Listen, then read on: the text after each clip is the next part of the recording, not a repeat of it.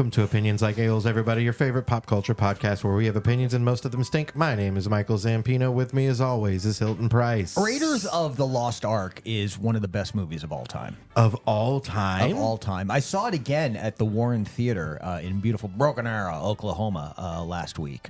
And it is 2023. It is, 42 years since that movie came out. Really? Was it 80? 81. 81. And that's right. It holds that's when I the was born. fuck up. Nice. It is, and it is a such a great film and a great testament to filmmaking in that the way that every scene is constructed, the way that every bit of dialogue is used, the way that the music is wound through the narrative of the film. It is a masterclass. It's a John Williams joint. It is a John Williams joint, as they've always said. That has never been said any differently. Sorry, that's Spike Lee. But John Williams did do the music. He did. But little things like there's some slapsticky moments in it. And if you compare that to 2008's Indiana Jones and the Kingdom of the Crystal Skull, you can see where the way that it was constructed and the way that it was framed and the care taken into how it was framed in Raiders makes the slapstick moments more believable, better entertaining, and just overall better quality. And you can see why it works there And doesn't Crystal work Skull. so much later. Because all the rest is too silly. It's just And not then the framed silly right. parts aren't coming off as just being fun. Exactly. It sacrifices the fun and comes off cheesy. Yeah. You know, and you know, good comedy is hard, as you and I know. That's what she said. That is what she said. It's what we know, and it's what our guest knows. That's right. Glad to have blogger and humorist Matt Gallagher with us this week. Hey, had to chill there. I was so interested to jump in and talk about Indiana Jones with you guys, but And I was come curious on to in. see if you would, because we don't have a, you know, you can talk before the intro, but have you watched it recently? I have not watched it too recently. I watched Last Crusade recently. That's a great one. It is a great one. It is a great one. Holds up pretty well, except for the part where they find the big old X on the floor. Yeah. And finding the big X is the entire point of the scene. And then in the very next shot and all subsequent shots, the X is gone. Oh, yeah. That's I had completely forgotten that. Apparently, I had not watched that movie since I learned the first thing about editing. He he uses one of like the metal poles to start breaking through the floor. He right? uses one of the poles that holds the velvet ropes. Yes. I want to know who buys poles like that. Yeah. I've been at a library. You can bump into one of those things and you'll knock 8 of them over. Yeah, I they are don't not know that that you sturdy. could break through marble flooring. Yeah. Be a little tough. But then in the scene, once he starts breaking through the floor, the X is gone, Yeah. right? Oh, yeah. It was like the destructible one they forgot to paint it on. It's real bad. It's the center, though. It's supposed to be the center of the X where they start digging. Yeah. Yeah. It's, I mean, George Lucas will add 45 animals to fucking Tatooine, but he won't fix the X the on X. the Digitally floor. go in and put an X in the floor. Add the X, George. Come on. Come on. X marks your fucking this point, George. Otherwise, Lucas and holds up. Spielberg? Yeah. That was Lucas and Spielberg, yeah. They did all 4 of the first 4. Yeah. And then they brought in a new guy, James Mangold, to do the 5th one, which comes out later this month. Right. Yeah. I'm going to go see that one. Well, and that's why Raiders was back in the theater. The first 3 for me are just, I love all 3 of them. Like, Temple of Doom Even is my Temple of Doom, jam. huh?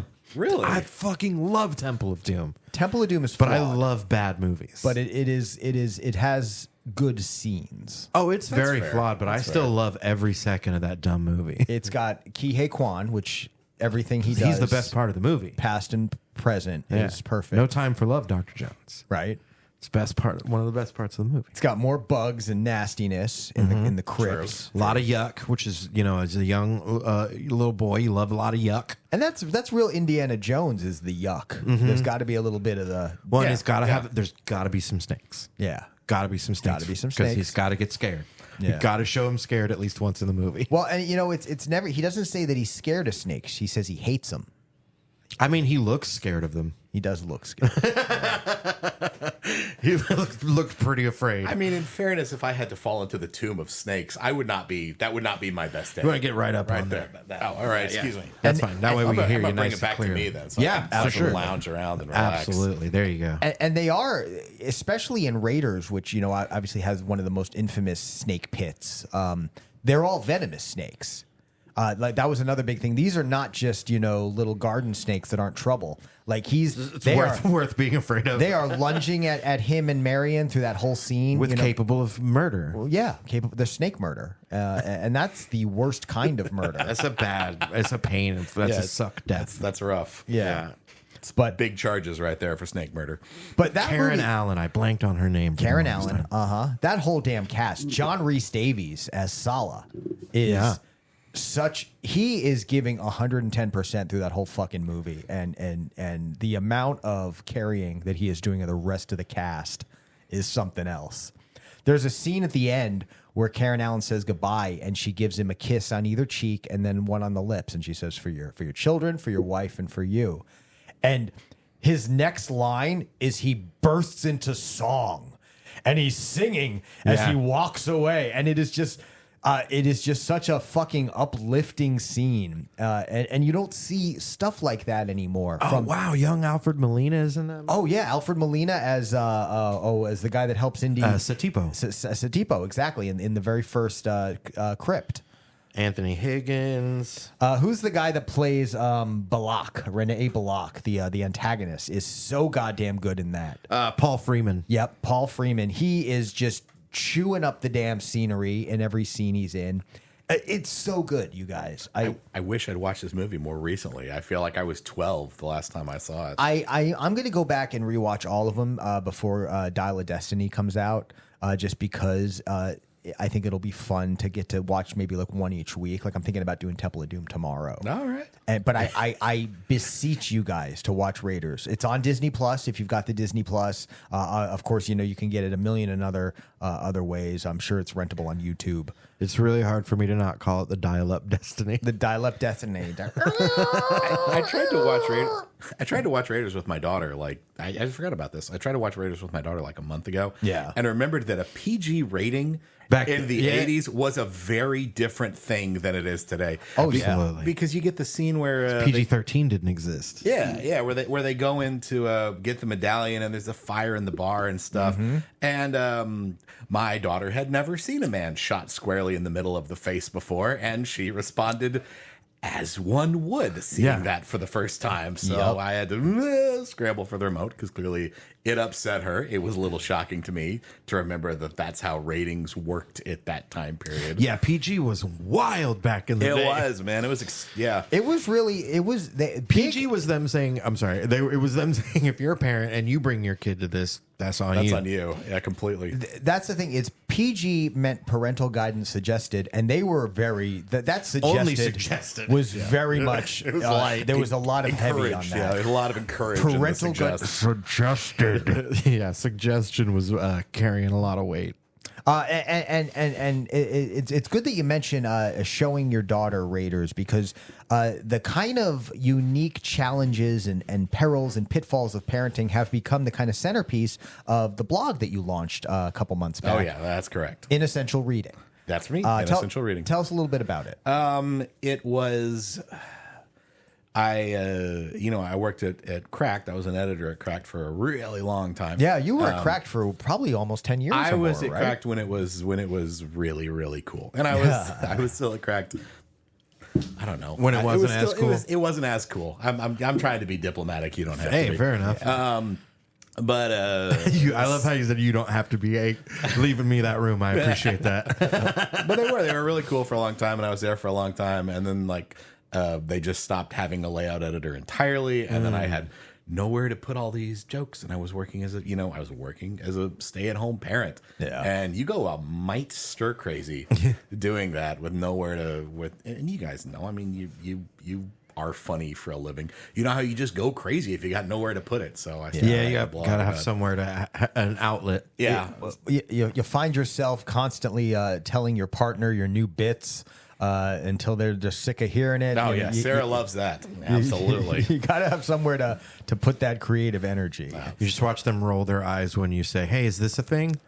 And the blog's been Is this anything?" I needed someplace to A, put it, and also B, kind of realize that I'm not very good at this. So. I disagree. And you've really touched on a lot of the kind of unique angles that I think a lot of parents hit on. Like one of my favorites several weeks back was when you talked about how sometimes you just got to let your kid curse. Yes. You know, and absolutely. that's one of those things that is, I think every parent approaches differently because knowing the proper time to let your little person who's supposed to be growing and learning and specifically learning things like boundaries and what is appropriate. But at the same time, you know that there's some words out there that are just frankly fucking fun to say. They are. Yeah. They are. And the kid had this was on. Every kid needs to know how to say, "Don't fucking touch me." That's Sure. a good one to know. That's a good one for everybody to know. If you can cuss, then that's fine. That's cool. You have my approval to drop the Hell F-bomb yeah. in that instance. But yeah, it was Christmas Day, and the kid had the flu, and she had her Christmas completely wrecked. We wouldn't even get the positive flu test back, for a while because everybody was closed. Yeah, you sure, can go to the ER, but unless they're running a fever of 105, They're not you gonna don't want to do that. Yeah. You're just giving them money. Yeah, exactly. And she'd been home. Every single thing that like she wanted to do was canceled. She was sick all through Christmas Day, and I'm finally trying to bring her fever down because the poor kid's having fever dreams. And she's got terrible. She'll spit it up if you give her liquid medication. And so I'm like, look, we're gonna do this like an adult. I'm gonna give you an aspirin, like a pill, and you're just gonna learn how to take it because this will make it way easier. And she's just sitting here. She's put it in her mouth like 8 times and spat it back out. And it's 11:45 at night on Christmas Day. The whole holiday's ruined. And I go, look, I'm asking you to do an adult thing. If you do this adult thing, I will give you an adult privilege. If you take the pill, you may say a curse word to vent your frustration at this terrible ordeal. And it's just like all of a sudden there's this longing in her eyes. She goes, which curse word? Dealer's choice, right? So she takes it, she gets a pump up, she takes it, she drinks this entire bottle of Gatorade trying to get the thing down, and comes up with her eyes huge wide. He goes, I did it! Triple bitch! Triple bitch. Triple bitch, which is a level of creativity that I had never even imagined, man. You wouldn't think that her first time cursing, she'd be excellent at it. Well, and to What's funny? Oh, I was just gonna say, yeah, bitch feels like one of the softer curses. Yeah, it's one of the softer curse words. But you add triple bitch though. Yeah. she the added that multiplier. qualifier. Yeah, the multiplier. Exactly. It reminds me of that little Combo. Now it's the Roman numeral 3 icon you get in Castlevania, and you can now throw 3 of the axe. She threw 3 of the bitches at us. times the big leagues now. I just picture like ×3 combo, like on a fighting game. Right? Yeah. Well, Triple bitch. And the other thing that you really hit on as you told the story, and what you just told us was kind of a slightly different take on what the blog post was. Yeah, it was, and I right down to asked about dealer's it, and choice. that's definitely you got to tell the story, 'cause Right? For sure. You got to build up to triple bitch because that's too wonderful not to share. Well, and what I love about it is there's an element of kind of, it sounds at a glance like a kind of haphazard parenting. Oh, you're letting your kid curse, you're breaking the rules and you're allowed in trades. This, you should be setting hard rules and she should follow them, and that's how parenting works. But also in telling the story, the amount of compassion and empathy you showed for your daughter. Which is really one of the points that I keep coming back to in the blog, because the blog often has kind of this silly, almost irreverent kind of topic that would almost at a glance suggest, oh, this guy is not the world's best father, ha ha ha. Probably not. And maybe not that we're there's a lineup or anything, but but in the end you show what a good father you are. Oh, thanks, because I think in recognizing the challenge your daughter was going through, especially in empathizing with how hard it is for little ones to swallow a pill, something we all take for granted. How hard it is for them to wrap their head around doing it. They get psyched out. It's weird. They get scared. Yeah, there's a weird fear element, and Yeah, no, it's a lot, and it's all in how you deal with it. And you know, we've talked on the show plenty of times. I'm not a parent, and I'm not looking to get back into that realm ever. That was you know, we tried and we failed, and we moved the hell on. Exactly. Yeah, no, we rented. You know, but to appreciate the challenge of parenting, and of dealing with these little humans that have their own opinions and their own boundaries, and are often going to be diametrically opposed to what you're trying to accomplish. Oh God, all the time. Right? Oh yeah. It is such a unique Try challenge. and give them a vegetable. And that's why I've enjoyed reading the blog, even though that's not a world that I participate in, because it really captures those moments, and I think offers a really great lesson for anyone who is either currently or will one day be a parent, or just to have a little empathy towards parents. So that if you're at the playground and you hear that kid screaming triple bitch, you don't automatically assume, oh, well, that's a bad parent. Maybe that parent had a deal they needed to make, you know? And I'd hope that if you heard a kid screaming triple bitch, you'd at least take a moment to respect the craftsmanship. Oh, for sure. For sure. You're like, I'm a little upset, but also up top. Up top. Let's get a high five on that I one. just That's turned good to, shit. and I think, you know, you maybe need to turn to your kid and be like, how come your curses aren't so creative? Yeah. You know? How come you're out here dropping single bitches like a bitch? Yeah. Oh man, I'll tell you what. I'm gonna try and work it into my vernacular. I'm gonna be like, man, you a triple bitch. It hits, man. It does hit. It's not a glancing blow. It's a hit. And it comes off the tongue good. Feels fun to say. Yeah. All hail the triple bitch. All hail triple bitch. I love it. We did a triple feature on trailers. We had- actually well, we did a wound quadruple up doing feature. it was it mean, was we can ignore slated. It was slated for a triple feature. But when we saw that other one, But sometimes you see a still photo in the collage of potential videos you could watch next on YouTube. Sometimes it's a big ass scarred up shark, and you're like, "What's this about?" yeah.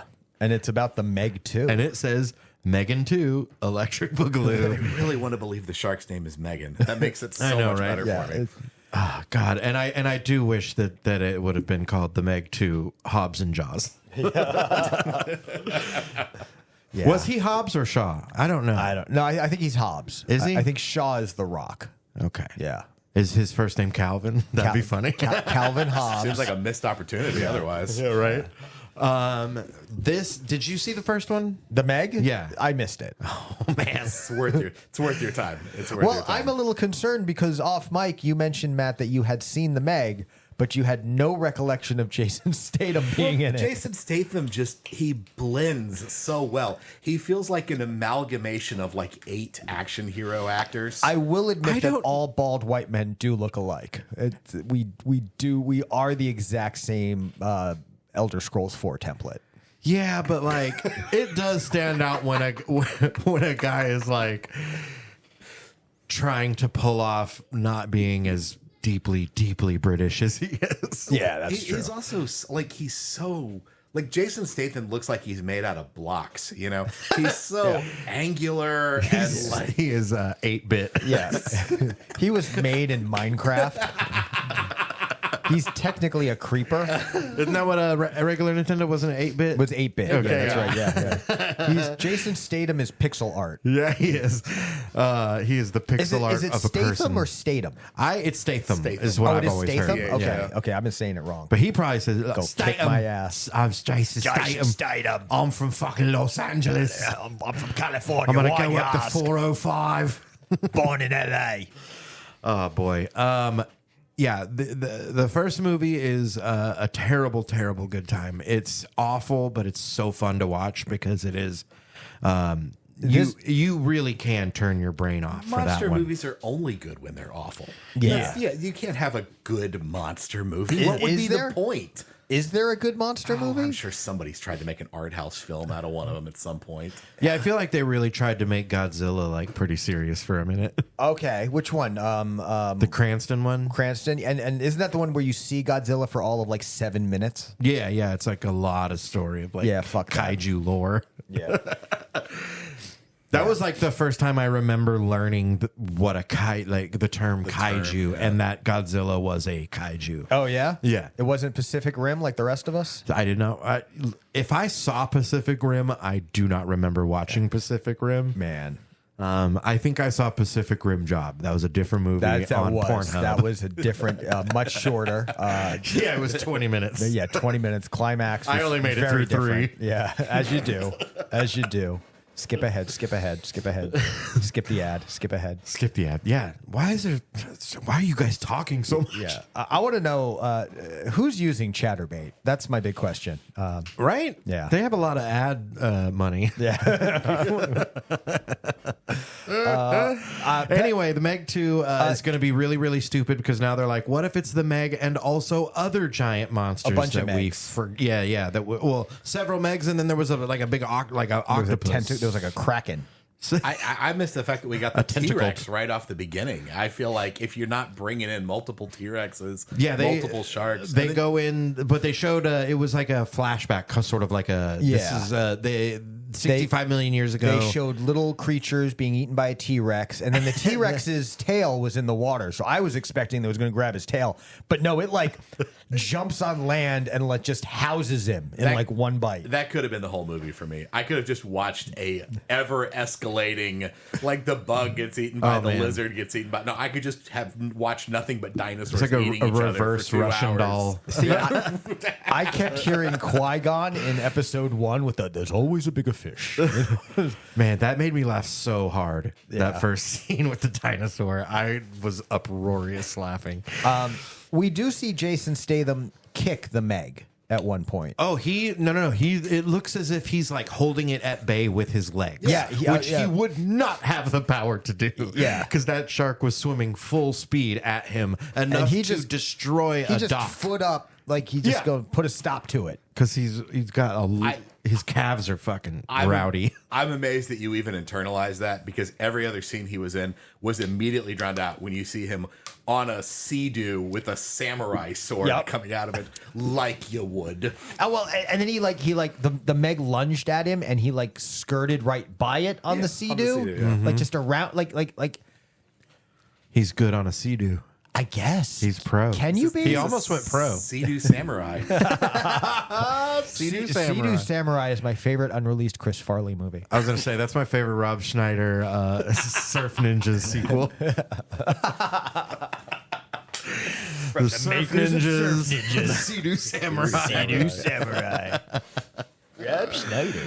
God damn it. Rob Schneider sucks now. He does. He sucked then too, let's be honest. Fair enough. What's the period of non-suckage for Rob I guess Schneider? we gave him a pass because he was Sandler's buddy. It was, and we were like, remember when he said, you can do it? That was funny. The very first time he did the making copies joke. And I don't mean like the first skit. I mean just the first time line. And then the next time you were like, I'm over it. It's got old. Maybe someone will turn him into a hot chick or something. We can only hope. Speaking of hot chicks, Margot Robbie's Barbie. She's really pretty. She's super pretty, and she's super talented. She's unafraid to take on she can do comedy, fun, silly role and own it. Like, this looks like she is leaning so far into this Barbie idea, and I love it. I did not know whenever we first saw that this was happening. I did not see that this was Greta Gerwig, who did Lady Bird. Okay. Wow, Lady Bird, like Michelle Pfeiffer, Rutger Hauer? Isn't that Lady Bird? That's Lady Hawk. Lady Hawk. Oh, okay. Lady Bird was a very highly acclaimed indie film. Okay. It got like a really great reviews when it came out. Okay. I don't know if I remember that one. I never saw it. You got me thinking about Lady Hawk now. Now I want to know what that director's been up to. Rutger Hauer? Is he still alive? Oh no, Rutger Hauer's the actor. Who did Lady Hawk? That's a good question. Oh, phone's coming out now. I turned mine off because as soon as you guys I gotta keep the IMDb on the ready. But the Barbie movie looks very fun. It's very much got a kind of a like fictional character goes into the real world story. Was it like a fish out of water? You know what hit me as soon as it started airing, and as soon as you get this, like, oh well, she's gonna go. It's a reverse Pleasantville. I mean, that must be how it was pitched. Yeah. It's Pleasantville in reverse. Yeah. Going from the kind of idyllic, perfect world into the sky. Or, another one it reminded me of was the Brady Bunch movie, where you had the Brady Bunch kids kind of dealing with like 90s California. Yeah. Oh, man. There's one deep out of the cultural vault. Right. The Brady Bunch movie. You know what's funny though is that like until that moment, I kind of forgot that that's what happened. Like I think my brain had like misremembered the Brady Bunch movie just being like a Brady Bunch episode, and then you said that and I was like, oh no, they were like in the modern world, and that was part of the plot. Yeah, they didn't like have like a leaving their neighborhood like the way that Barbie leaves like Barbie Land. Or Right. whatever. It was just like all of a sudden It was just they're still just as quirky as they were back then, but they have not aged. yeah, which They're strangely immortal. you know it Don't raises ask. questions about what happened before the movie Don't started. ask why Bobby's immortal. I'm trying to remember how many movies tried to do that in the 90s. I know that Addams Family, frankly, did it a little better. Adam's Family. Well, you had several that were like just also like moving through. You had Blast from the Past. Blast from the Past is the big one I keep thinking of. Mm-hmm. And then I think we've really probably hit some of the big ones. Somebody when somebody was talking about Brendan Fraser's like resurgence, I made the joke of I said we're just now forgiving him for that line in Blast from the Past. My star's a Negro. Oh yeah, yeah, Remember that? That was in the movie. yeah. Did not Boy, age oh well. boy, nope, No, sure but didn't. Brendan Fraser, It he- should. To be fair, that shouldn't have been in there at the time. Like even in the '90s, like that joke was bad. There was a point where the idea of calling out racism was kind of in calling in racism. You know, like that was the way that you sucked its power from it, was to kind of use it openly, and that kind of. We realized since then that still can hurt. Yeah, it's still not chill. Yeah. Probably don't do that. But so hopefully we won't see anything like that. One thing I do like about the Barbie movie was it very much seems to be embracing the idea that in Barbie world there is all these different characters that are all technically Barbie. Yeah, yeah. Like I like the fact that there were like different Barbies. Right. They weren't all Margot Robbie. It's like your first name is whatever kind of Barbie you are. Yeah. It's like Barbie's the last name, turns out. I don't know if that's how they're, but yeah, no, they right at the beginning, they're showing everybody in their like idyllic, everybody knows choreographed dances, and just suddenly Margot Robbie says, "Do you ever think about dying?" And I was like, okay, this is not what I expected it to be, and now I'm very much more intrigued. And that's what I'd been hearing, which is why I brought it on the show, was because it very much seems to be, and they even do it in the advertising where they talk about if you love Barbie, this is for you. If you hate Barbie, this is for you. Yeah. They're very much trying to be like, you know, this is going to not only celebrate this storied character and brand, but also kind fun. of poke fun. Yeah, for sure. Which I'm kind of all for. I feel like I'm going to probably be seeing it whether I want to or not. 100%. Right. Yeah. 9-year-old kid, I'll be at the Barbie movie. Yeah, Yeah. mine. My daughter's about to be 7, so I'm right there. Yeah, with you. we'll right there catch a with you. showing together. There you go. But at least it looks like it's going to be the kind of thing that you guys will get to appreciate on its own level. Oh, absolutely. You I know? feel like kids' movies have generally gotten better about that. Absolutely. They really a have. lot better. Yeah, making it easier for parents to sit through. Thank you. Was it Shrek? I'm not familiar with the Shrek movies. I've never actually seen them, but I keep hearing like that's one of the real high watermarks. You've managed to not see one of them? I've never seen any of them. Dude, you're with Shrek how I am with Harry Potter. I feel so much better about all the movies you guys are going to know that I will have never seen. Oh yeah, yeah. No, I think that's the beauty of our a-hole opinions. Yeah, I was just meaning like in the difficulty of avoiding Shrek. Yeah. is the same level of difficulty of avoiding Harry Potter. Yeah, yeah. I've managed to not see one Harry Potter movie, and you've managed to not see a Shrek I've not seen movie. any of them. Yeah, It's a high difficulty level. I might go watch the first one today. I was gonna a few months back. I was planning to watch the first one because I heard about that it's a classic. You know. I mean, it definitely is now in that like we've seen different versions of what they did in Shrek since then, in that it was a what if every fairy tale was, you know, in a land together, like they all inhabited one world. Yeah. And it was silly and fun and had jokes around those characters. Shrek was kind of the first to do. Yeah, it's also really nice that in an era where you were seeing basically just Eddie Murphy living his life in a fat suit in 50 movies to get some glimmer of how great he was. It's like, Eddie, we're just gonna let you It's like real Eddie Murphy for a movie. Eddie, we're just gonna give you Nice. like this booth with a comfortable chair and a microphone, and you just kind of take it at your own pace. He's like, really? I don't have to sit in makeup for 5 hours? That's a great reminder too, because that is something that we don't get enough of, is these movies where these classic comedic talents can really just kind of take the the shackles off and do whatever they want creatively.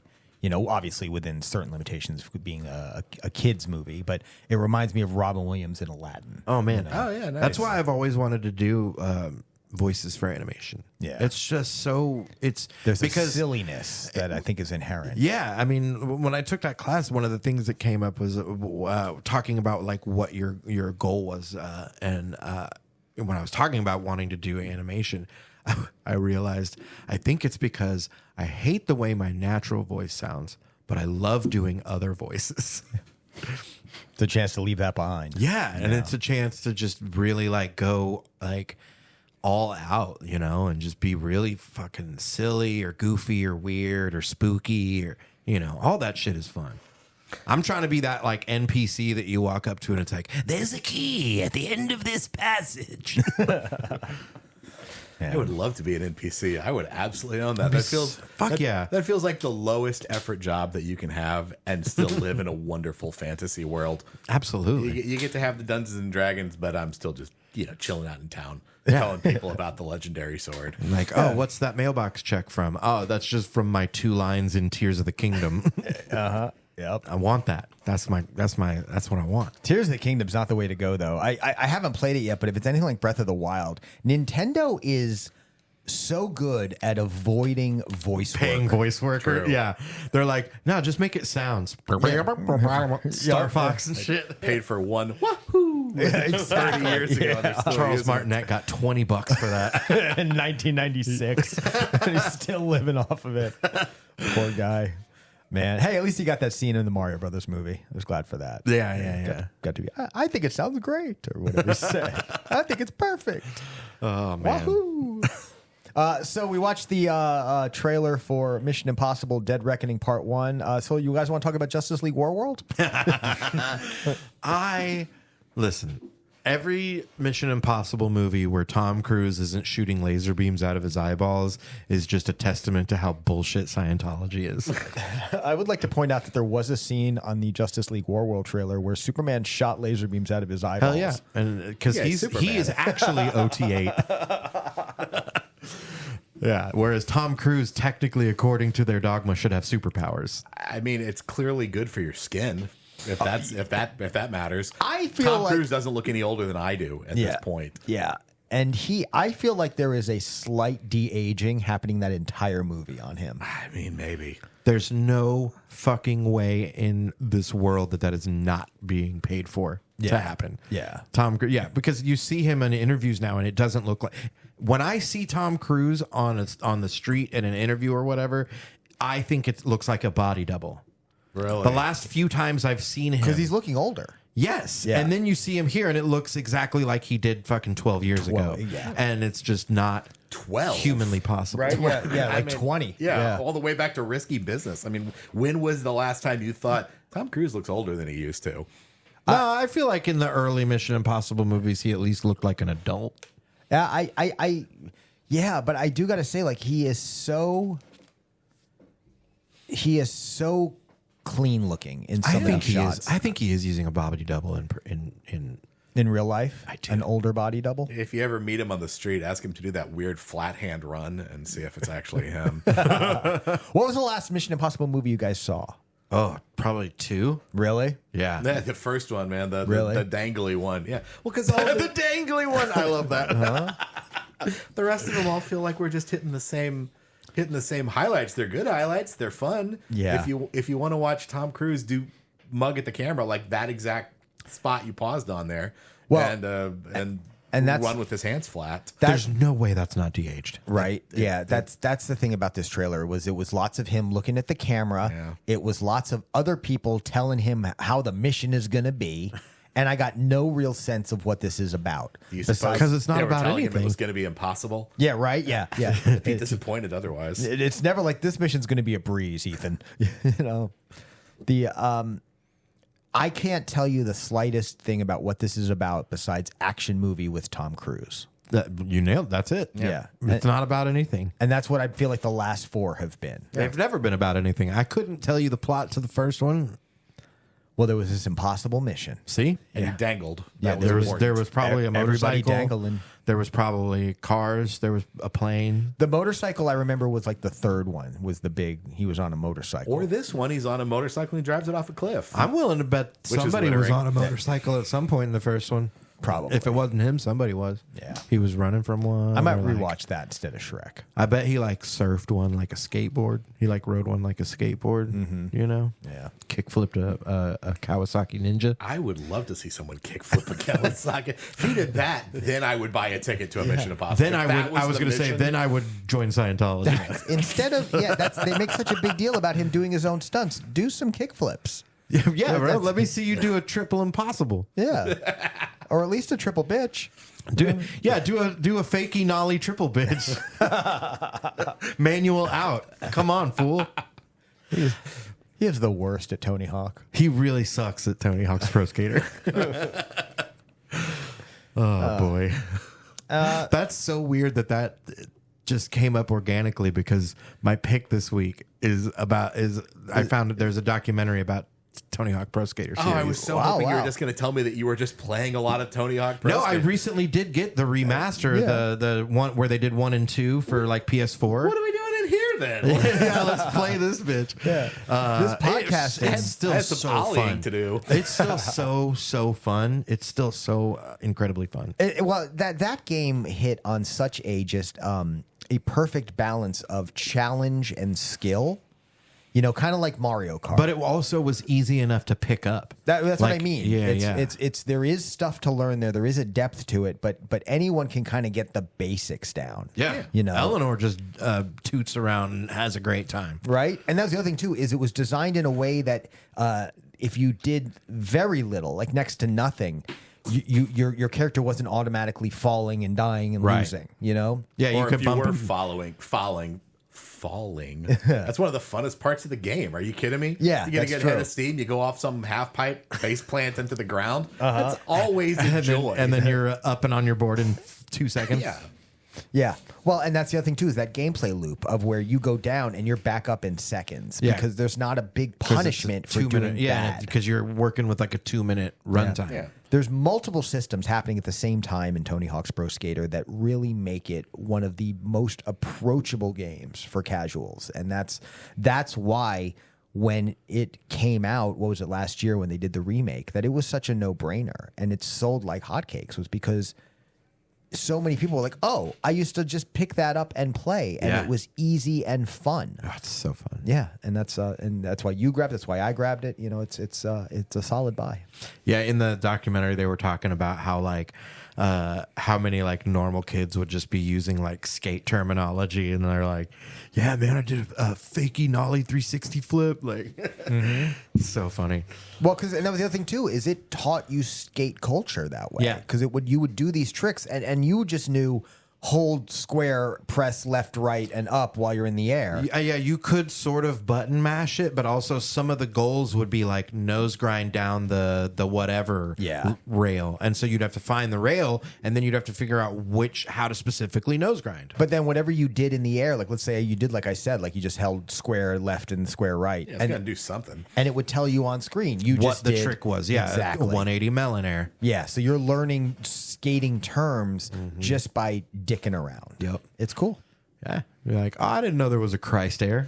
Yeah, right. But it makes sense because your arms are out, and Yeah. your legs are straight and below you, and you're doing the cross pose. Yeah, you're saving mankind. You know, no man shall come boy. before my Father but me. Exactly, except for L. Ron Hubbard. Yes, and obviously Tony Hawk. Yeah. Anthony Hawk. Can't wait to not watch the Dead Reckoning. Oh, yeah. Mission Impossible. Yeah, not watching that at all. Yeah, I will thank you. watch Fast and the Furious movies all day long before I watch that. for sure. Dead Reckoning. Way more fun. Yeah. Way more fun because they're not trying to get you to. The Mission Impossible series where they went wrong was taking it too seriously, Yeah. and that I think is a Tom Cruise problem. Tom Cruise takes himself seriously. I mean, he is able to not do it because we saw it in Tropic Thunder, but Yeah. in Mission Impossible, I feel like he's like, no, this is serious. I feel like there's an alternate universe where somebody besides Tom Cruise is doing it, and that series basically turns into Kingsman, with Right? much better Yes. brand. That would be more fun. recognition. Simon Pegg is Well, in that's what it. the show was like. It was silly. Like Simon Pegg yeah. is in the Mission Impossible series, and he's like no jokes. Yeah. Yeah. It's Simon Pegg's serious role. Yeah, boo. We don't want that. He doesn't want that. I want a Mission might. Impossible Shaun of the Dead crossover. oh, Yeah. I'd watch that. I want Mission Impossible Dead Winchester Part 2.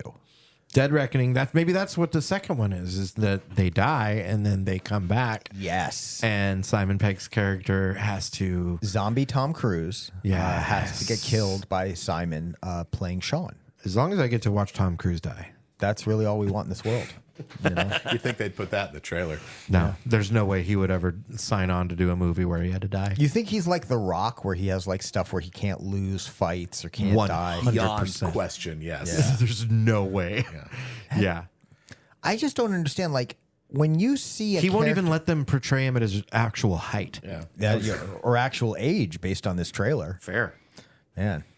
Yeah, that moment you paused on, he looks like he's being rendered on a PlayStation 3, man. Yeah. It's really obvious. It was So smooth. yeah. It's the human skin doesn't look like that. No.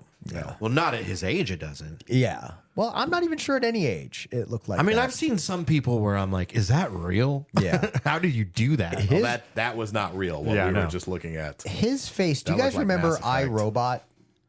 Uh-huh. Do you remember the robot in iRobot? Oh God, that was Tom Cruise. It looked like an iMac. Yeah.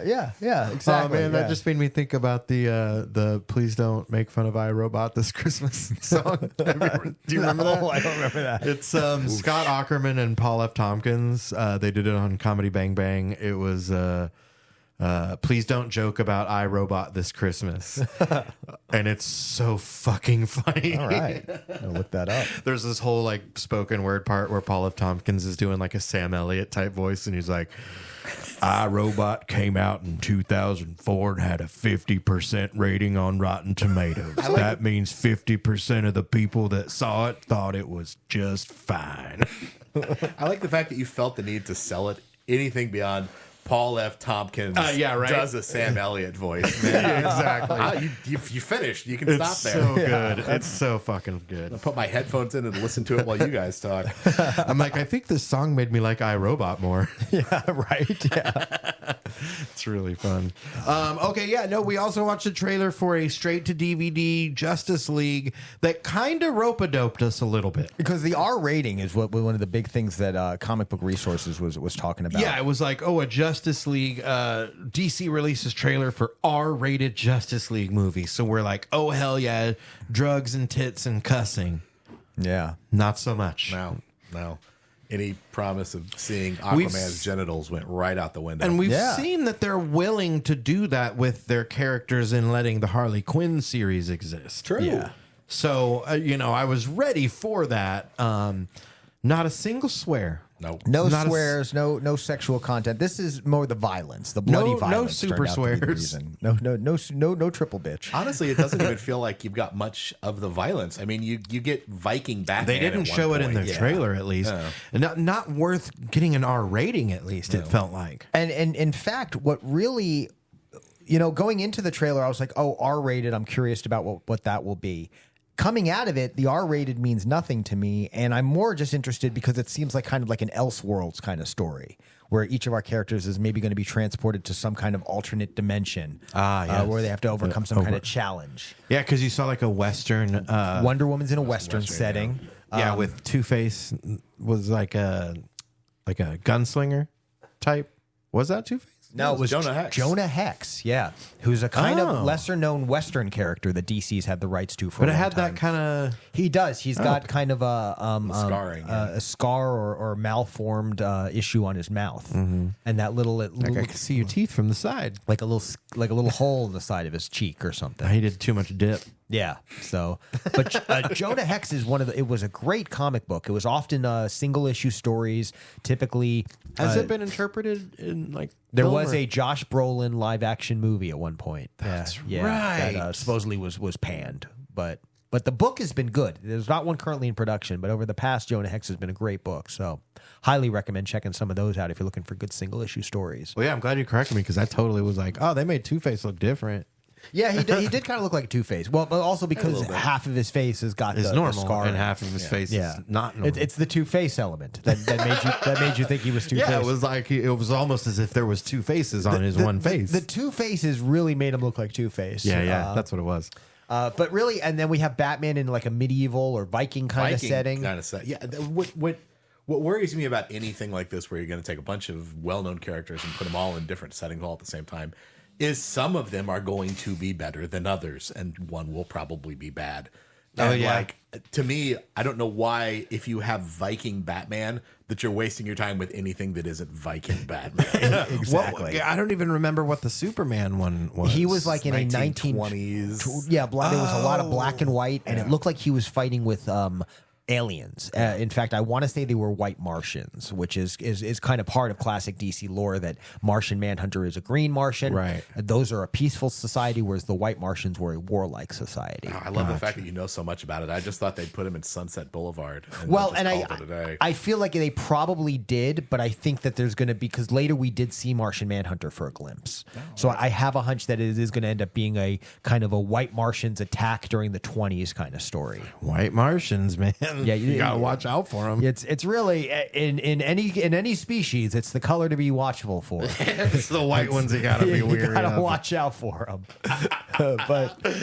but I gotta say though, I like a good alternate universe, a good Elseworlds kind of story. And this one seems more of maybe it's set in the one continuity, but maybe they think they're in another. Like I have a hunch. I don't think he's really going to be in the 1930s. I think it's going to be and on WarWorld he's conditioned to think he is or something. No, it's like a Matrix thing. Yeah, like a Matrix thing. Sure. Yeah, but I'm curious. I'm disappointed by the lack of any true R content, but I'm more curious about the storyline that they are offering than I have been. Okay, well, I mean, it'll probably be streamable, I imagine. Oh, I'm sure. Yeah, I bet it's going to be on Max. Yeah, because they've got all those properties on there. That name change sucks, by the way. Have we talked about that? It really does. Okay. I don't want to call it Max. Yeah. Well, it feels like I'm calling it a person. Exactly. It's not a person. You're not a person, HBO. It's not the little redhead from Stranger Things. And also, HBO is the recognizable thing. Yeah, well, yeah. Where did the Max even come from? Cinemax. They partnered with Cinemax? They took over Cinemax a long time ago. Oh, did they? Is that what it is? Yeah. Okay. I heard that the idea was to get a name that wasn't associated with anything, because there's going to be so much more content on there than just HBO, and they don't want to dilute the HBO name by like associating it with like a, yeah, and it's like when you're in there now, it's basically like split up, where you have like Max Originals, which was Cinemax, and then you have your HBO, you have your hubs of all your different programming. Kind of like how Disney Plus does it. The problem with merging with Cinemax and making that your main branding is, I am from a time, and I know you guys are too. Not the same Cinemax. Cinemax. Not the same. Oh, is it not? But I don't know that. I don't know what their corporate mergers are going to be. That was a different time. They were either the low grade porn, or they were just the crappy HBO. They basically, they got the movies that weren't quite big enough for HBO. Yeah, it was which were some of my favorites, to be honest. That's what we were all looking for. Yeah, I mean, 1998. It's HBO was your top tier, and then you had your Cinemax, then you had your Showtime, then you had your Encore and Stars. Like it just got Cinemax worse. Cinemax was the dive. Right. Cinemax was like the cool, like edgier one, because they were like, sure, we got all the tits. Yeah. We'll show you. What was that? There was that low. What was that? Softcore porn. Yeah. Oh, yeah. All the softcore porn. All the Tracy Lords movies. All the Sharon. What was her? Shannon Tweed. Shannon Tweed. That was her name. Right. That was Gene Simmons' lady, right? Yeah. Old Gene sucks Simmons. Oh God. What an awful human. That poor lady. No, I can't imagine having to interact with Gene Simmons in this day and age. Oh, yeah. Like, Or any day. I look, every time I hear him talk, it's like I can't imagine what a conversation with him would be like. Like if he doesn't actively take a dump in your gas tank, then you've had one of the man's more cordial like interactions. Like when people talk about people like Gene Simmons and you know those people that are like, oh, I've slept with thousands of women. Oh, yeah. And people go, oh, that's so cool. I don't have that reaction. Oh, yeah. I immediately think, oh, you must be awful. Yeah. Also, you have herpes. Like 100%. Like, You have something. yeah. For sure. Yeah. Not that there's anything wrong with you know. Not that there's anything wrong with that. No, but I mean, you know, lots of people wrestle with you know, pick that stuff up unwittingly and you know, right? But Gene is. I knew I still had there it. might be a strain that was spread because of Gene Simmons, you know, and that's not okay. That's where I'm going with The this. kiss strain. Desperately wish there was like an IMDb for ranking sex with Gene Simmons. Yeah, Because oh, yeah. I thought you were gonna really say- want to know what his Rotten Tomato scores is. I thought you were I've gonna had sex say, with thousands of women. What do they have to say about that experience? thousands of disappointed women. There needs to be an IMDb for celebrity STDs. Yeah. I'm guessing not certified. No, that would be fresh. more like TMZ, but for STDs. Well, it's a lot of people don't know about herpes simplex Gene Simmons, which is the Gene Simmons variant. It's not The only Sim stands for Simmons. not only do you get breakouts, but you also really oddly appreciate crazy nights. It's not a good disease. It's You not also just start marketing everything. yeah. Boy, I'm gonna put that logo on anything. Yeah. He's like, I got Kiss Armor All. I got like, what the fuck do What I a need that very specific thing to go with off the for? very That's the top. weirdest. Well, if I mean, like, I the could dashboard couldn't- of your car is cracked. I'm trying to think of something that's like couldn't be farther away from like a cool band. They actually sold coffins. Yeah. For a For- while. yeah. Like I don't even know where you can go from that. The armor all seems very tame Yeah. in comparison Yeah. to being buried in a coffin. Yeah, you with could have Peter Kiss Criss on truck it. nuts, and Listen. it still wouldn't be as bad as a Kiss coffin. All I'm going to say is if you're getting buried in a Kiss coffin, I am going to dunk on you at your funeral. Oh yeah. I am going to eulogize, in air quotes, but I am going to roast your ass. Let's be honest though. Anyone who would You be, think you're getting buried, but you're really getting cremated. Boom! anyone being buried in a Kiss coffin cut you out of their life years ago, Mike. It's true.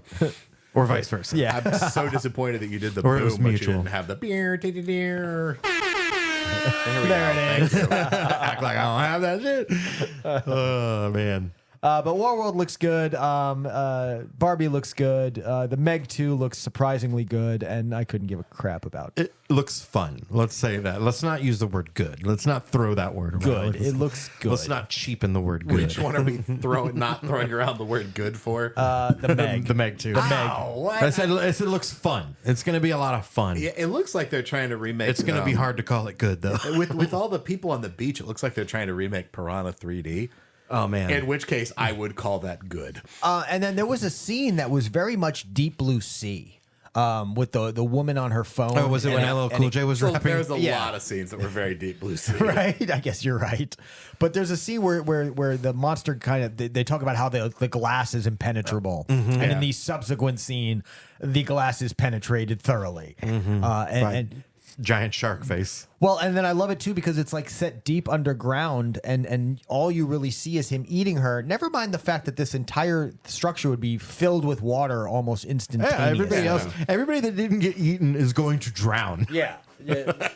If the force of the rushing water doesn't kill them. Just immediately turn them to mush. Yeah. I like that we assume that anyone isn't getting eaten. I mean, Jason Statham won't. No, because have you that's seen his his legs? That's definitely in his contract. He can keep the shark at bay with his legs. Yeah, he could do like the old toothpick in the mouth bit, but with his legs. It's exactly how Luke stopped the Rancor. Exactly. That wasn't a toothpick though, huh? No, that was a stick. Yeah. It was a big stick You in know. the Rancor pit. Carry a big stick. It was a bone. My bad. It was a bone. Oh yeah. Yeah, it was a Talk bone. softly, carry a big bone. That makes more sense than a tree being in the Rancor pit. Yeah, frankly. because where would that tree grow from? On the desert planet. Yeah, of course. Oh man, where a tree grows, huh? Yeah. If a tree grows on the desert planet, there's no one around. Does the Rancor still get a bone stuck in its mouth? Probably. It's got way too philosophical for me. It's so deep, man. Yeah, I still feel for the Gamorrean guard who. No, it wasn't the Gamorrean guard. It was the human guy who was sad when the Rancor was killed. Oh yeah, that's his whole business proposition, man. Yeah. That is a specialized profession right there. Rancor keeper. He was like, I'm never going to financially recover from Of this. course not. Of course not. He owns one Rancor, and now this dude's out of a job. Yeah, And that's now, true. And now the main. But that was also his buddy. It was Yeah. also his buddy, but also now that Jabba the Hutt is dead, like that is going to be economically devastating. Yeah, to he's- Tatooine. His meal ticket and his employer in one fell swoop. Yeah, Man. absolutely. Luke put more people out of a job than we talk about. It's true. I mean, I can't imagine like he kills He had the no gangster sort of, like- leader of the planet. So he's turning the whole planet into like the Goodfellas for the next 50 years. Yeah. That is extremely short-sighted for a guy whose whole thing is keeping balance. Yeah, there's no work training program. He's No. not trying to like trying to ease them into a new career. That's the you thing know, is like there's no plan to turn Rancor trainers into like green jobs. Right. You know, there's nothing like that. You what know? did we do with all the milkmen when we got fridge? Yeah. Yeah. Right. Exactly. You know. Gotta have something for the milkmen. Yeah. You know, what are bounty hunters going to do when there's no bounty to hunt? You know, it's. Hunters gonna hunt. Yes. I mean, you see it in The Mandalorian. It's why he's taken to being a stay-at-home dad. Bounty hunting is a complicated profession. The one part of The Mandalorian you like. That's the best part. I bailed too early on the Mandalorian. I couldn't get through the second episode. I couldn't get past the episode with Bill Burr. I never because- got to Oh, that was good. Did you like it? Like, Yeah, he ended up being a good character. did he? Okay, I just like. I tried to. I'm not the biggest Star Wars guy. Yeah. But everybody I know is like, "Oh, The Mandalorian, it's so awesome," and I'm like, Not me. not super my kind of thing, but I'm going to watch it to not be completely lost in the culture. And we get to this heist movie episode. I'm like, that's not really what I'm looking for in the Space Wizard Laser Sword Yeah. series. I would as have a heist taken that movie. over the Clint Eastwood movie they were trying to. Well, that's what it was. It was very much. It was a lot of different things. It was the classic Western gunslinger wanders into town kind of movie Yeah. for a bit. It was a heist film at some points. Trying to do a lot of things. Yeah, it's almost kind of like a little tour of Star Wars. You get little different corners of the world, different because there's an episode with Bill Burr where they infiltrate and I don't know if it's the same as the heist one, but they're like sitting at a table and it's a very psychological battle kind of situation where they're sitting with an Empire guy. I can't think of his rank, but you know, Sure. like a general Yeah, or some yeah. shit. You know, and they're an official of some sort. yeah, and it's I don't know. That was one of the things that I did appreciate about it, but I'm also behind too. I never watched Boba Fett, and I still haven't seen season 3 of Mandalorian. So It's a lot of Star Wars homework to keep up with. it's these a lot. days. Yeah, it really I is. had to give up. Yeah. I You know, don't got time for that. well, and there's just so much. You know, I mean, we've already talked about how many movies we haven't seen, how many movies we won't see, even out of the trailers we watched today. And And you know, one definitely is a no. Yeah. right for sure. Dead to Me Reckoning, more like it. Yeah, take that, Tommy. The do do do. Thank you. Also, where's Shelley, Tom? Where is Shelley? Where's Shelley? I know you know. I know you know. You got short that little answer. bastard. Where's Shelley? Tell us. Batman the Animated Series. Yes. Uh Knew we were going to get to this. oh. Should I leave the room? No, because I largely agree. Like we talked a Yeah, little bit about sure. off mic before Matt got here, but on the most recent entry on Inessential Reading, you talk about watching old cartoons with your daughter. I did, and it was heartbreaking for me because I go back to like, oh, that was you bumping the thing. All right, it's all good. No, I thought it was like some kind of ominous. Whoa, I started playing ahead I of this. played Spooky Times. I was ready for spooky times. I just wasn't ready for it, you know? Yeah, that I was trying to introduce my kid to some of these old cartoons. And, oh, God, does not hold up anything I loved as a kid. yeah. Yep. Anything I loved as a kid. And it's a problem because it can't live, like, unblemished in your memory For sure. anymore. Yeah. You can... any cartoon you can think of, particularly from that time period, man, it is just a click on YouTube away. When I was writing the post, and I put this in there, but this was the one that really stood out. I went and looked up an episode of Dinosaucers just to prove that I could, which I'm guessing whoosh for both you guys. Oh yeah, I don't know Dinosaucers. No. Dinosaucers was like, if you are younger than 39 or a day over 42, you are completely out of. You had to be exactly 5 in 1987 when it came out. I was 6, but I looked it up just to prove that I could, and man, does not hold up to a shocking degree. Yeah, I do remember this. You remember it? Oh my god! Oh my god! I'm shocked. I had those toys. They had toys, right? I did have toys. I had some of those toys. So I looked it up again just to prove that I could. Hey, Hilton, can you look up an image of the toys? And it's like 4 frames per second animation, and yeah. It, like if Wish had a streaming service, this would be on it.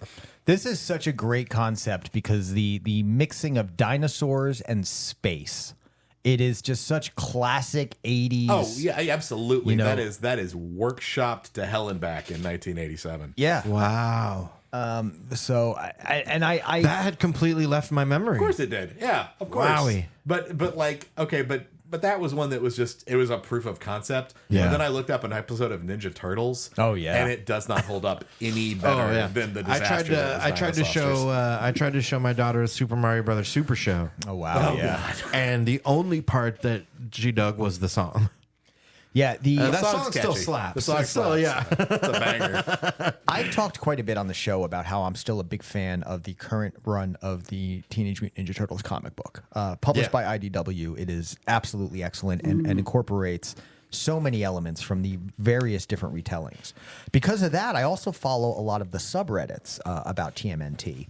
And you always see these debates between the original 89 cartoon and there was an 03 cartoon. There was another one in 2012. And then most recently, there was one, I think, in like 2018, 2019. And people go back and forth over which one is the best all the time. How? Right? How do you go back and forth over which one was the best? I mean, I am fully willing to say that I'm sure it's gotten much better. Right, yeah. Much better in the intervening 20 years because so kids' television has gotten better in the last 20 years. They've ironed out the problems, but man, in 1989 it was so clumsy and wrong voices and everything was colored wrong, and there's episodes where the bandanas aren't the right color. There's and then there's the unique elements, like I think outside of maybe like the first 3 episodes or something, the turtles never use their weapons in battle. No. yeah. There's because they didn't want kids That's to a censors emulate thing, yeah. to pretending to sword fight or whatever. Which So once they you want had the kids swords, you certainly nunchucking each didn't. other. Yeah. So there was always something where like they use like Jackie Chan style items in the environment to disarm the bad guys or whatever. Lots of kicks. Yeah. Yes, and it's always like knocking the gun out of their hand, never hitting him with your fist or whatever. Right. You know, it's always very defensive driving for better lack of a better term. You know. Speaking of turtles, noticed you got new ink. I did. I got a little Raphael bandana on my arm. I noticed that too, and was worried things would go down when I came in. Is that because you? the turtles. Is that because you identify so much with his curmudgeon-y? I too am cool but crude. So that really it just seemed. Was it rude, cool but rude, or cool but? It depends on who you ask. Ask his mom. Yeah. Great kid. It's great. It looks good. Thanks. Yeah. Thanks. Went to Daniel Gulick, as I do for all my art. He is my tattoo guy. The guy. And I highly recommend all of you do the same. Great. I need to. I've been wanting a tattoo since forever. Oh, yeah. I still need to get a dog in sunglasses just because Oh, it's hell a yeah. dog in sunglasses. Word. I still have posts on social media of dogs wearing sunglasses Monday, which was a weekly holiday that you kicked off many years ago on social media. You know what? I never once regretted posting a single dog wearing sunglasses. It was never not a good time. Oh yeah, it's a picture of a dog is almost always a good thing, and a dog wearing sunglasses is inherently a better It's a thing. triple multiplier. Yeah, exactly. Yeah. Potentially. Did you see Did you see the video I sent to the group chat earlier today with No. it was called The Underdogs. Oh. And it's a bunch of dog puppets and they're singing a parody of Blur's song 2. Okay. But it's all about how they don't like the vet. Well, sure. I mean, it's pretty funny. Okay. We should share that on our Facebook page when we post this episode. I'm interested. Yeah. It's very silly. It's very fun. Yeah, wow, what the fuck? Yeah, kids Dinosaucers. hate all the stuff from our they couldn't care less. Well, and something like Batman the Animated Series, I feel like it's just There's a lot of story. Yeah. and a lot of setup and a lot of establishing shots. I mean, they did stuff that was classic film technique. Yeah. Like just in like there'd be like a slow pan over the setting, and then you would see Alfred walking in with a tray full of stuff, and he would set it Very down. noir, Yeah. film noir kind of thing. You know, and not fast paced, not quick edits, nothing at nothing similar to the way kids' cartoons are done nowadays. No. Just that the speed. Like of course your kid would be bored.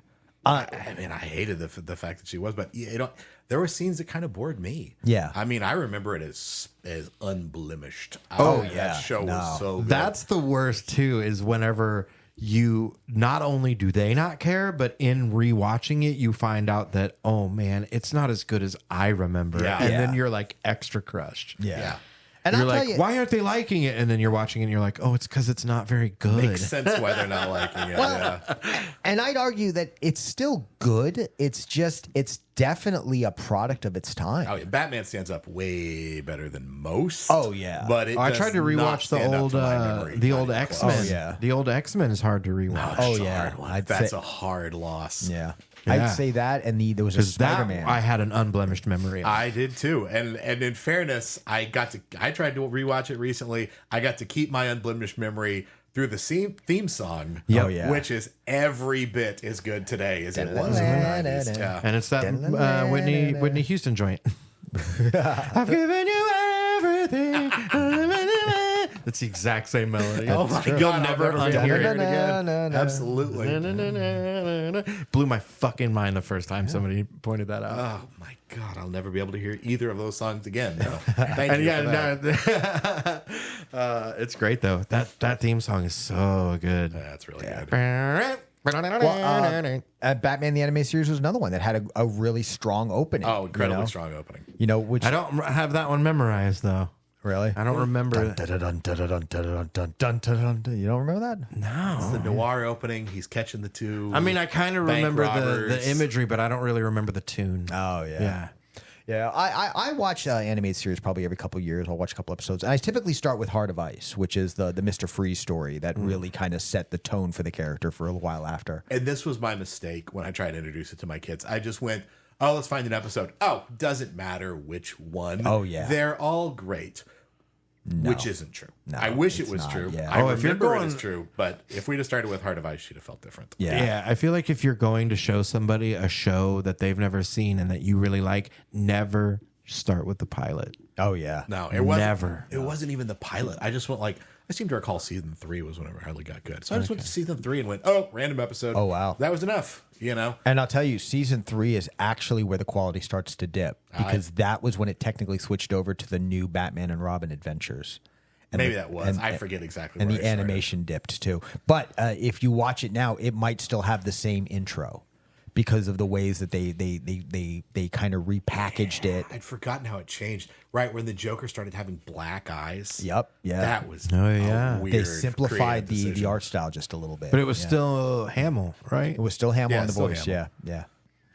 And that's another thing too, is we think of that show and we think about what a great job Mark Hamill did. Right. And he did, but he was not the only person that made that show, you know. Kevin Conroy, right? Of course, and another one, Kevin Conroy's voice as Batman is exceptional. It doesn't change the fact that sometimes the episodes are just incredibly slow. For sure. He still sounds great. It's just slow.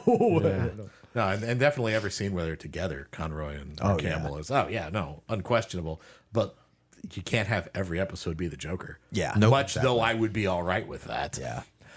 But there's a couple of good ones. Another one is the Return of the Grey Ghost is a fun one where Batman teams Yeah, up with West, Adam West. Adam West, yeah. Yep.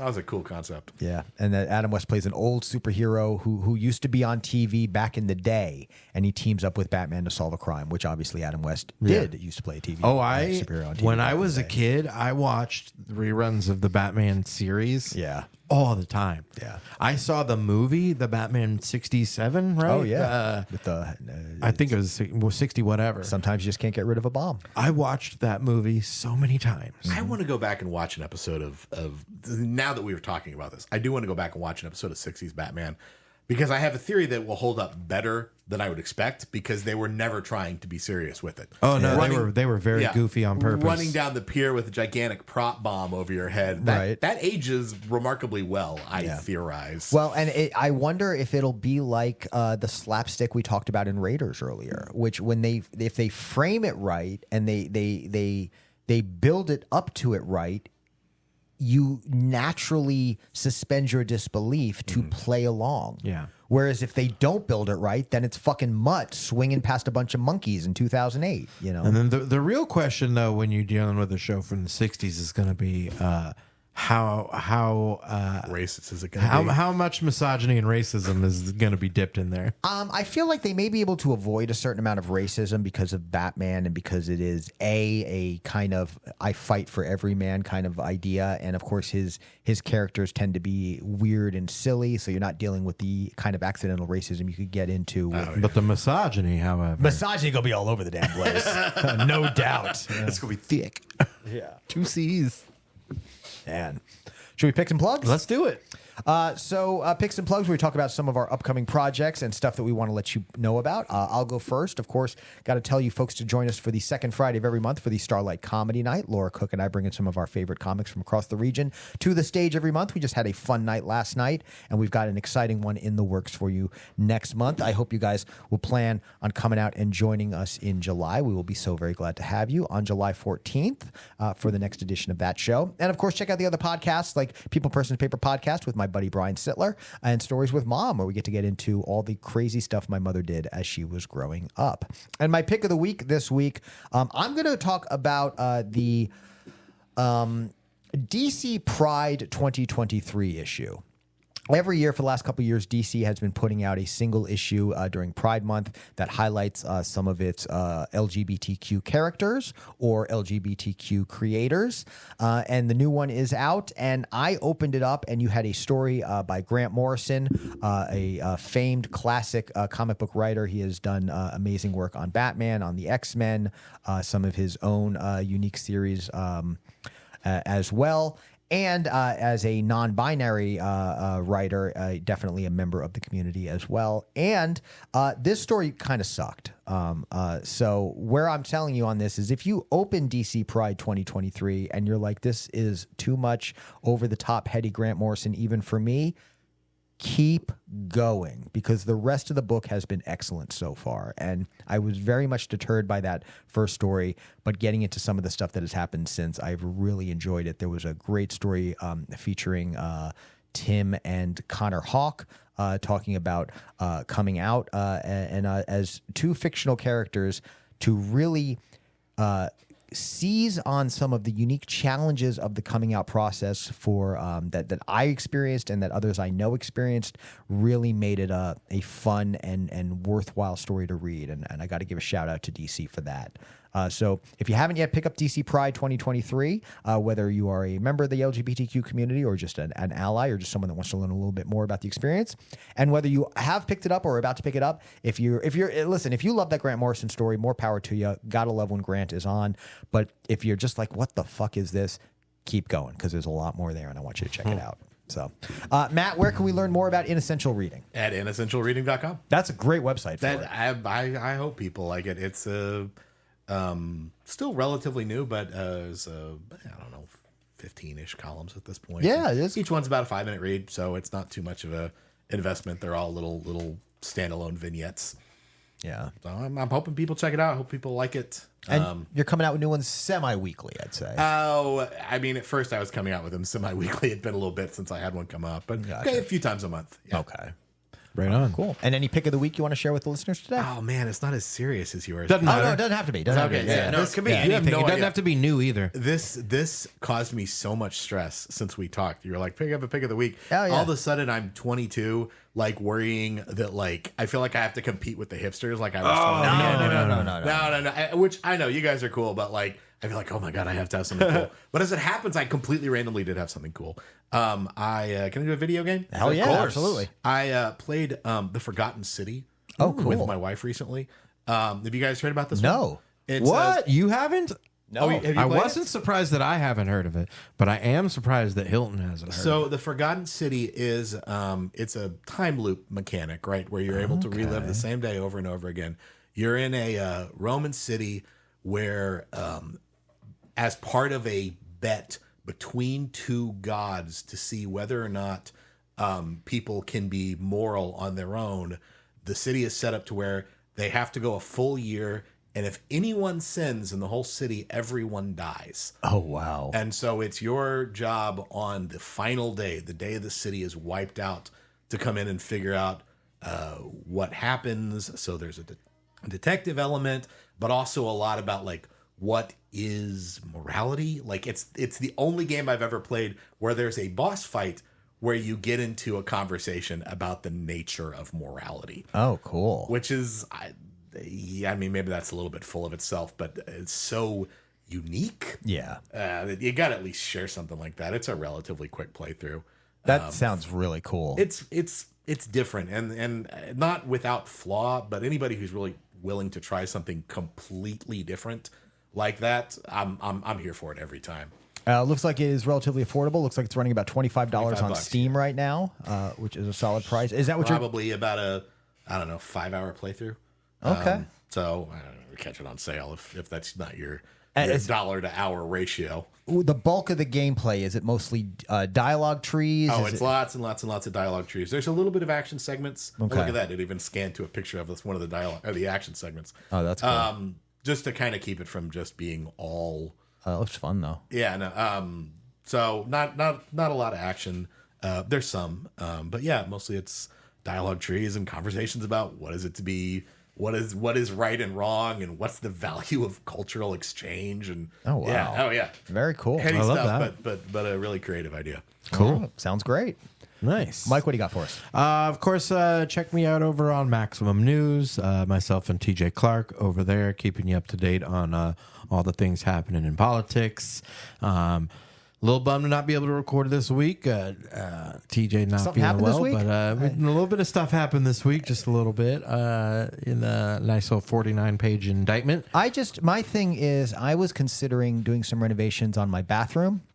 And I just wish I could see a good picture of a fancy bathroom so I could get an idea of what kind of fixtures, how the space is used. The trick maybe. is 2 chandeliers. Two chandeliers. Big one on top, little one above the toilet. Okay, that's good. That's good. That's Because good. if you're going to be, sometimes at night, you got to take a shit in the middle of the night and you want to read, but you don't want all the light of a giant chandelier. Too late for a formal chandelier. You need want the informal you need a chandelier. dimmer, a softer chandelier that's just over the shoulder. I guess here's my question. I have some really nice marble for the sink. I have some really nice chandeliers to hang up. A gorgeous mirror, but I want to use just a really dinky, shitty shower curtain rod. Oh yeah, use Is the that still cheapest. okay? Use the cheapest shower curtain you can find. Okay. No pattern whatsoever. Okay, cool. Yeah, That's okay. Also, fill it full of boxes. 10-4. Gotcha. Got the marble, need the cardboard. Honestly, listen, I will say I will actually add this to my picks.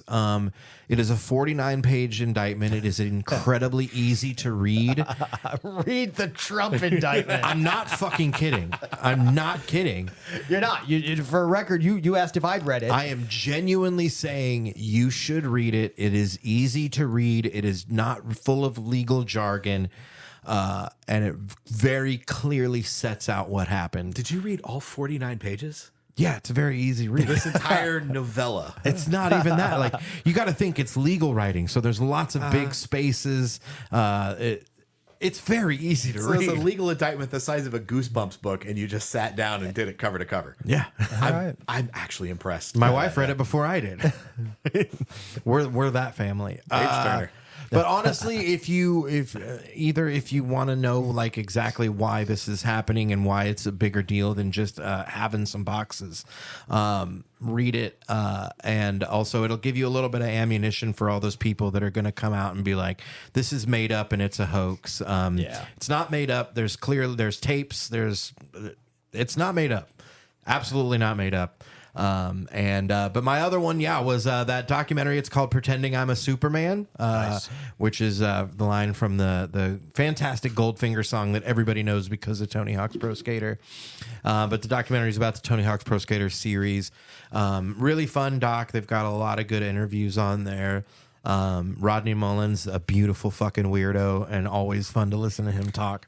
I'm very excited about seeing this and then also getting Pro Skater. Oh yeah, man. Yeah. Oh, and if you're a fan of the skate culture from that era, there's also on Prime a Bones Brigade documentary that came out a few years ago. That's also really, really good. And then HBO had a documentary Until the Wheels Fall Off that was just about Tony Hawk.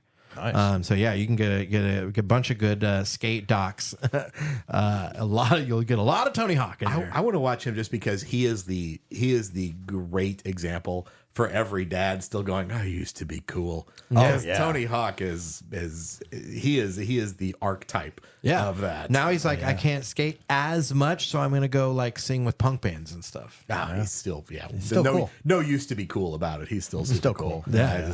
What's really funny is like in the documentary, they talk about like how when he was younger, like he used to get dogged on by all the like punks and all the like, because he was like the pretty surfer boy, with the hair and stuff, and how he was kind of dorky. And it's like so funny to think that like now looking at Tony Hawk the way we do now, thinking of a time where Tony Hawk like got made fun of. Oh yeah, when he wasn't the coolest guy on the planet. Yeah, and there was a time where like his dad helped fund some of the tournaments, and so there was a lot of like, oh, you're only winning because of your dad, when in reality none of them could do what he was doing. And there's like a couple of guys in the doc that are like, I think it was like one of them's like Dwayne Peters, where he's like, I fucking hated that kid. He's like, but I couldn't do what he was doing.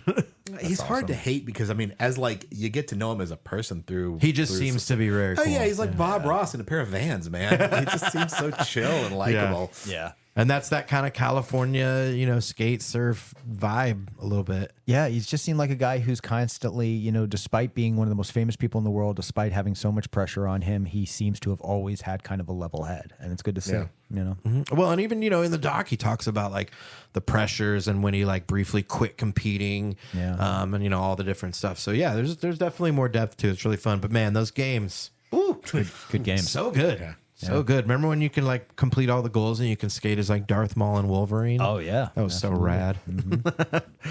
All right. Hey, don't forget, it's inessentialreading.com. Go there to check out Matt's blogs. I'd appreciate it. Follow him on social media. Follow us on social media. I haven't posted any pics, but I got a new Instagram. Childish Zampino 2. We're just throwing at the sequel because Zuckerberg destroyed my first Instagram account, and Childish Zampino is my handle on everything. Oh no, because you hit like some kind of too many cannabis pics. Oh, okay. Yeah, fucking asshole. The fucked up thing is that they'd been up there forever and ever, which means that someone had to go report them. Yeah, like they'd been up there for fucking ever, and all of a sudden it was like, hey, you got shut down. Lame. So shitty. So if you're out there and you did that, I'm mad at you. I'm not over it. I don't like that I have to be Childish Zampino 2 now, but I didn't. I could add Electric Boogaloo, make it more fun. Always. Matt, thanks for doing the show. I'm really glad I got to come on the show, guys. Thank you so much. Oh yeah, it was a blast. We appreciate it. Follow Hilton on the things. Follow me on the things. Listen to everything on olaministries.com, and we will see you next week. I love you. Take it from me.